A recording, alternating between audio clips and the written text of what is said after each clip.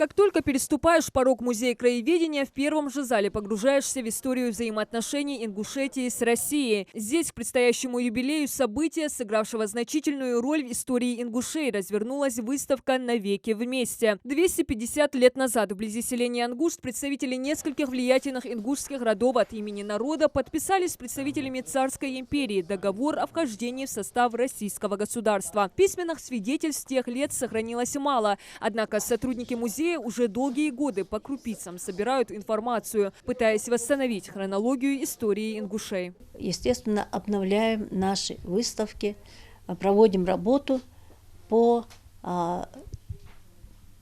пропаганде знаний о отношениях между ингушами и русскими на протяжении многих веков. Работники музея рассказывают, что отношения с Россией сложились не 250 лет назад, а задолго до подписания договора. Этому способствовали личные контакты представителей и ингушской, и русской национальностей. Среди них было много выдающихся личностей, чьи имена до сих пор вспоминают с гордостью. История каждого из них представлена в музее краеведения. Один из них – князь Михаил Тверской. Его героическая смерть от рук татаро-монгольских ханов соединила Русь и ингушский народ еще в XIV веке. Ингушетия стала местом, где он отдал жизнь за других. Это в районе Ачулуков.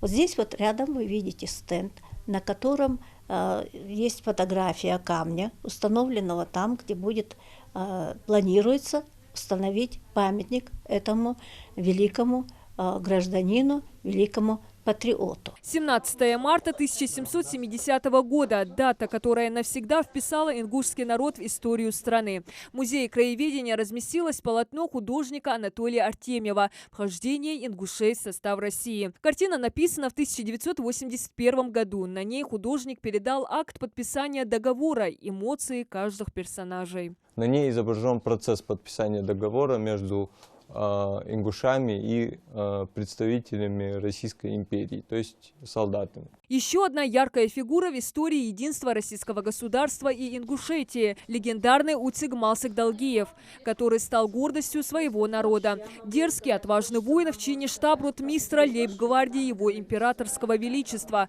пользовался особым расположением императора Александра II. Человек, который агитировал за то, чтобы народы Северного Кавказа присоединялись к России, входили в состав этого великого государства, империи.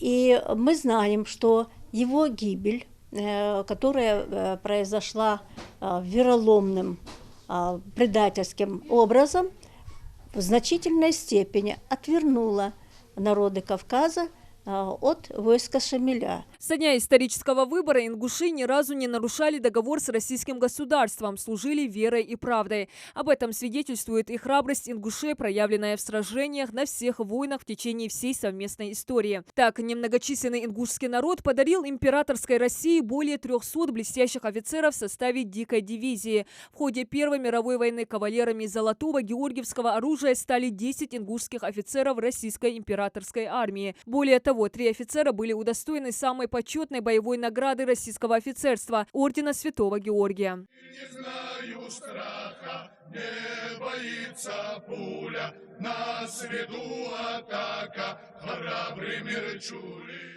Сегодня Ингушетия – самая молодая и динамично развивающаяся республика многонациональной страны, у которой есть свой гимн, флаг, язык, традиции и богатая история. На этом стенде собраны самые значимые события Ингушетии в истории современной России. Какой вклад внесли в развитие государства в различных направлениях, в том числе и военное дело, образование, промышленность, сельское хозяйство, спорт. Да, мы не можем сказать, что мы равны по территориям с другими регионами, но по своей значимости, по тому вкладу, который посильно вносит наш народ и в единение России, и в ее развитие, во всех отраслях, во всех направлениях, мы можем говорить со всеми основаниями. Мудрым решением наши предки определили исторический путь Ингушетии в составе российского государства. И вот уже 250 лет ингушский народ дорожит единством с Россией и находится в тесных дружеских взаимоотношениях со всеми народами страны. Диана Дударова, Майербек Межоев, Новости 24.